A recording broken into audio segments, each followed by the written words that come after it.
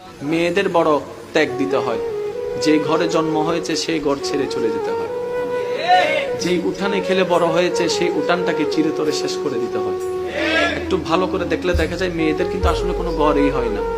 বাবার কাছে থাকলে বাবার বাড়ি, স্বামীর কাছে থাকলে স্বামীর বাড়ি, ছেলের কাছে থাকলে ছেলের বাড়ি, নিজেদের আসলে কোনো বাড়ি হয় না। মা জাতি বড় অদ্ভুত। আমি মাঝে মধ্যে ভাবি, আল্লাহ যদি মা জাতিকে সবরের পাহাড় না দিতেন, পৃথিবীতে সংসার শব্দটা টিকতো না, পৃথিবীতে পরিবার শব্দটা টিকতো না। সবার কথা বাদ দেন, আপনি আপনার মার কথা পাবেন, দাদির কথা পাবেন, নানির কথা পাবেন।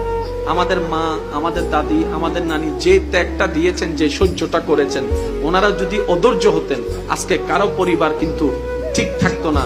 সেজন্য আল্লাহ পাক তাদের অন্তরকে ধৈর্যের পাহাড় বানিয়ে দিয়েছেন। সুবহানাল্লাহ। এগুলা ওনাদেরকে বেতন দিয়ে কিংবা ওনাদেরকে বিনিময় দিয়ে এটার নিয়ামত পাওয়া যাবে না, এটা শুকরিয়া আদায় করা যাবে না।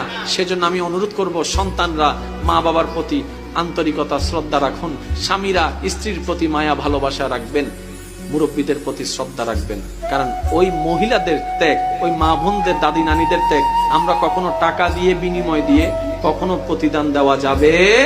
আমরা দিতে পারি একটা ভাবে, প্রতিদান নয়, সেটা হচ্ছে মায়া দিয়ে, ভালোবাসা দিয়ে, সম্মান দিয়ে। আল্লাহ আমাদের সবাইকে বুঝার তৌফিক দান করুন। এবার ইমানদার ভাইরা একটু মনোযোগ দিবেন। কষ্ট হচ্ছে আপনাদের?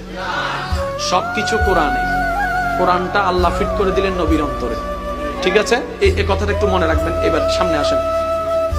প্রথমে বিয়ে দিবেন কাকে? বড়জন, তারপরে সেজ, তারপরে ছোট। 1 2 3 4 5। আমি আবার বলছি, একটু ইসলাম কি মারামারি শিখায় না মহাব্বত শিখায়? আপনারা বলেন ইসলাম কি মারামারি শিখায় না মহাব্বত শিখায়? ইসলাম কি হিংসা শিখায় না আন্তরিকতা শিখায়?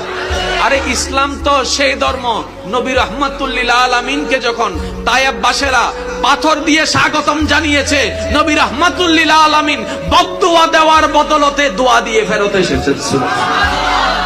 নবীর রাস্তায় কাটা বিছাই দেন ওয়ালাকে নবী দেখতে গিয়েছেন। আপনি আমি সেই নবীর উম্মত। আল্লাহর ওয়াস্তে একটু বোঝার চেষ্টা করবেন।